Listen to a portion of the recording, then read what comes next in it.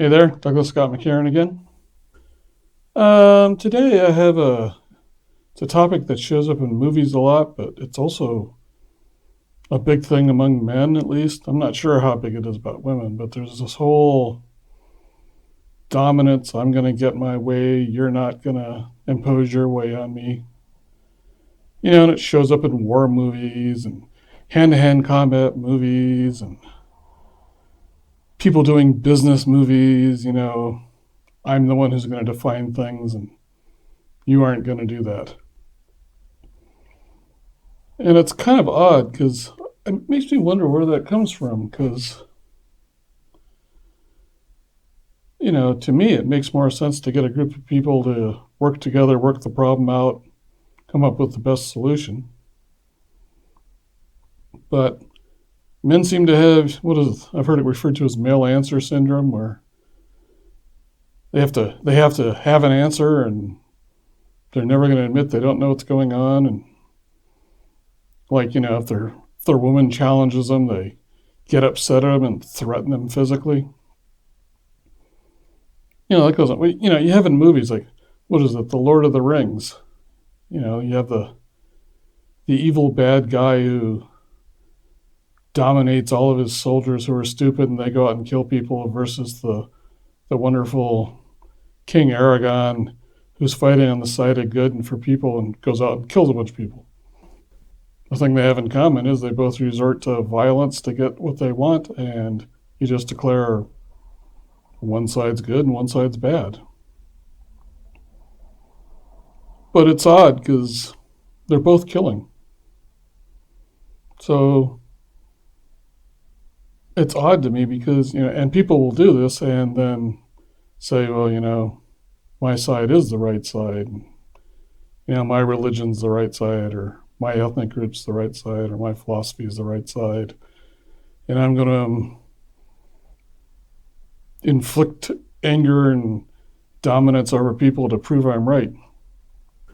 And, you have a whole lifetime of that, and then you die and it all goes away, and what was the point of it? And yet, I've talked about this cocoon before. There's this energy feeling that sort of dominates and seems to color the way we look at things. And it seems to show up in these movie stories a lot. And I suppose women have their own version because, I see them like arguing over who's got the hottest looks and stuff like that. But it's all about getting attention on me. I'm the one who's going to control the situation. I'm in charge. And one of the big problems is that struggle to hold on to being in charge is, none of us really are. Not even the people in charge are actually in charge. It's look at presidents and, even dictators. It's like they're not really in charge of what's going on. They're trying to appear to be, but they ain't. They aren't. Sorry, my college education left for a second. But it's kind of like this energy, this cocoon makes up 100,000 different ways of saying I'm a this or I'm a that or I'm this religion or I'm this color or whatever. And then it gets all really filled in and inflamed. And then we dig our heels in and fight and argue over who's the hero. Because, of course, everybody thinks they're on the good side and the other person's the bad side. And because we're all struggling for the good, we go out and beat each other up. And then we die. And we weren't really dominating or being in charge. It was this energy that was in charge, and it was dominating all of us. And it's, there are religions who talk about there's this uber energy, this over energy that controls us and compels us to do all sorts of gnarly things. Gnarly, how do you translate gnarly? Unkind, mean things to each other. Now, it could also be that it's just part of our animal nature from when we're children. Um, I don't have any children, but I hear from people who do that one of the wild things that have happened in their lives is to grow up all angry and pissed off with their parents, and they're mad they didn't get their way, and then suddenly they have 5 year olds and they watch their 5 year olds being this moderately tyrannical creature who thinks everybody was put here for it, for him, for her. I mean, it's one of the big shocks. The big shock I had at, I think it was like 12 or 13, where all my life these two adults have been put there to take care of me and feed me and clothe me and everything, and then suddenly it dawned on me they had a life before I was born. And God, was I mad about that. I mean, it was all about me, and now it isn't. That's part of learning, I guess, growing up to be an adult. But, growing into adulthood, you have this young kid who wants its way and will squall and cry and scream and feel like it's got to submit itself to these horrible authoritarian parents so that it can kind of get what it wants, but then you just keep manipulating. And you grow up through your life, and the background to a lot of what goes on is I'm going to get what I want, and while I'm under the thumb of my parents, I'll act like a nice kid, but as soon as I become an adult, I'm going to get my way. And, you think you're dominating, but you're not. It's like whatever that is. I don't know if it's an internal 5 year old, or this energy or whatever, but there's this whole completely unthinking, assuming this is true way of being. And countries will sit around and have whatever ideologies, and then they're willing to go out and get into wars to fight with each other over it. And, these countries don't have borders. That's all kind of just made up. The borders are kind of like commonly agreed upon.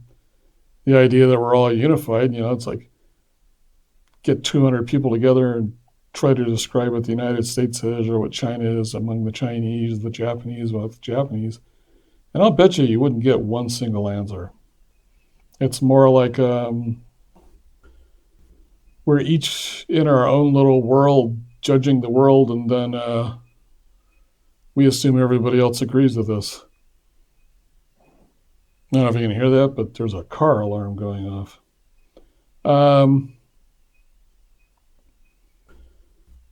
And then husbands, and wives, they're like constantly trying to dominate and make fun of each other, and, ooh, why did you do that? And it's got that very teenager-y, I'm going to look at you and pass judgment on what you're doing and point out to you how you're doing it wrong. And then the other one does it back, and you get in this big fight, and you call each other children.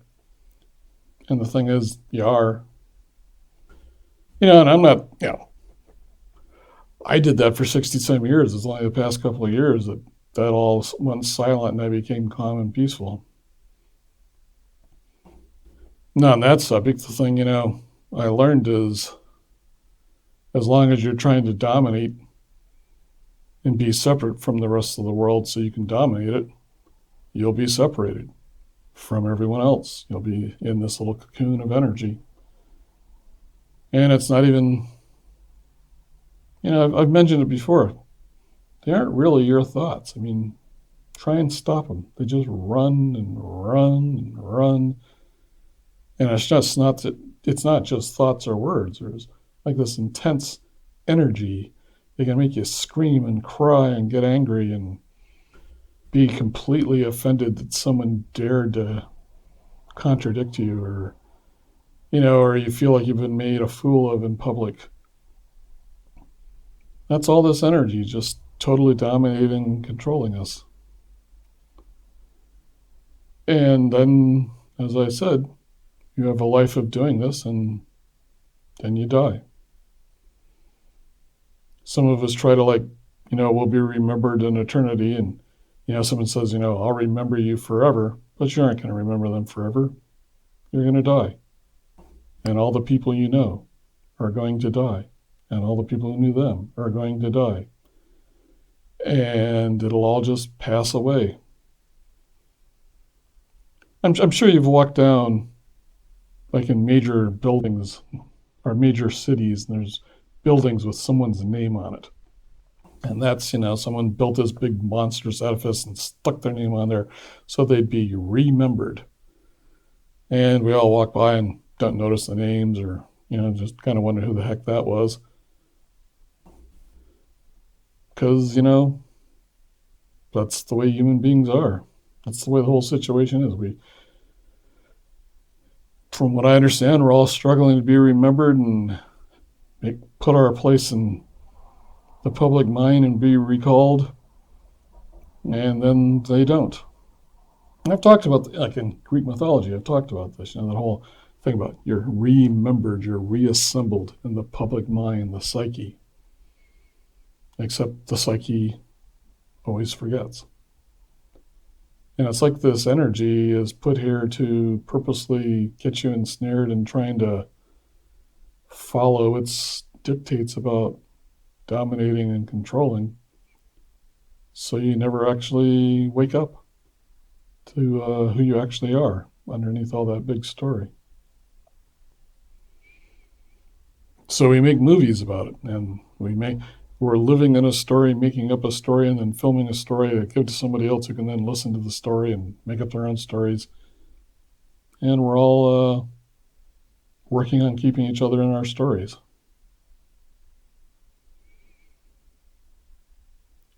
And I just kind of question what all that's about. Again, in movies, a lot of people sit around and, hey, look at this really cool thing I can do, and get an admiration from each other. And I do it with classical guitar. I sit around and I've played 55 years. I've gotten pretty good at it. And I just sort of assumed that you're going to be awed by me. And boy, when I meet a guitar player who's better than me, I try and act really, oh, that's very good, but no, I'm the one who's supposed to be revered.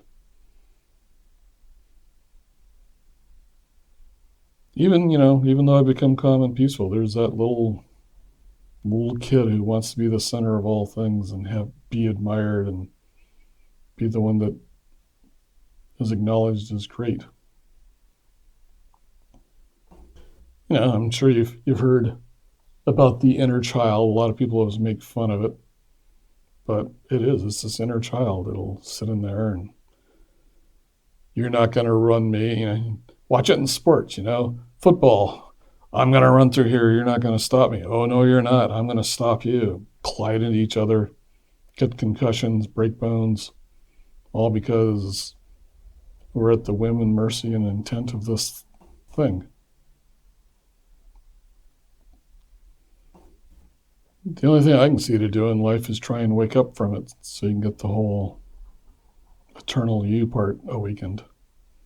Otherwise, it's kind of like, for me, it was like living in a dream and a story, dreaming about stuff, none of which was actually real, but I acted like it was and I believed it was.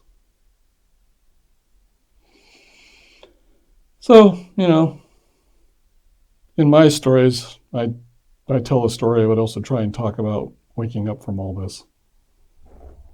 You might as well, you can either assist people from waking up, or you can just sort of add to the story that never changes. And that's sort of the descriptions change, but I'm a history major with a theology minor, and it certainly is amazing how for thousands of years people wear different things, they have different languages, they different cultures, but there's always this, I'm going to dominate, it's all about me, I'm the center of everything. Some philosophies and religions try and get you to not do that, and not negatively, it's just pointing out that You're living in this vastly wide open universe where it's, what is it, like 10 light years to the next star? I mean, that's a long frickin' way. And then there's, what I read? There's about as many stars in the universe as there are grains of sand in all the deserts of the earth. Yeah, we all, walk around acting like we're the center of attention. We're the one who's going to impose our will. Our beliefs are the correct ones. I'll put on a nice suit and wear a funny hat and we'll have religious ceremonies. And the thing is, I actually do believe in God. I get that the rituals are there to kind of bring it forth so people look at it, but at the same time, it's just a bunch of words. We're actually more worshiping our own beliefs than we are this central being that runs everything. It's like the thing we call God is more like this character that keeps us caught in the story and not waking up. I also find it fascinating, this is just a personal opinion, but for instance, who was it, the ISIS or the Taliban, people like that, they would the Taliban blew up 2 Buddhist statues in Afghanistan like 20 years ago, and there was this big kerfuffle about it, and I'm like, well, it was just a bunch of rocks. Now we assigned a bunch of beliefs and assumptions and on to these rocks, but it's still just a bunch of rocks. But at the same time, the Taliban assigned a big meaning to this big bunch of rocks. And so they had to blow it up. And so, that's why, at least in the Bible, they tell us not to worship icons, because whatever this energy is, it'll attach all of our emotions and thoughts and beliefs to whatever that icon is, that piece of wood or this particular hat or a horn we blow or some statue. And none of it is anything but this big story going on. I don't mean to minimize it. I mean, I'm sure you've had a belief, I have. You have this belief where it's just like really fierce, the feeling and stuff that goes on. But that's just this energy, this cocoon. It's like grabs a hold of your awareness and floods you with all this energy and emotion and feeling. So you stay focused on that instead of realizing they ain't your thoughts. They ain't your feelings. And they're keeping you from being aware of who you are when all that becomes quiet. So, for those of you who write books and make movies and TV shows, it may seem hard, but the big conflict and drama that's in all those things, try and write about something else. Because, it's almost like writers and all that stuff are purposely, I don't know if they're aware there's something else, but it's almost like they're purposely using it to hold on to our attention so our noses are brought to the screen so advertisers can advertise and everybody makes money and they go buy stuff, and that stuff is all just dream stuff too. I'm going to buy a rich fancy car because it proves something. It proves you spent a bunch of money on a car is what it proves. So that's my take on it. I hope this was valuable. If you want to know more about me, down in the comments, I have links to my other websites. I also have a Patreon if you'd be interested in supporting that. And check out my website, Habittwisted. I'd appreciate it. It talks about this woman having this internal conflict and making choices to change from her anger to waking up. Okay. Hope this is valuable. Till next time, Douglas Scott McCarron.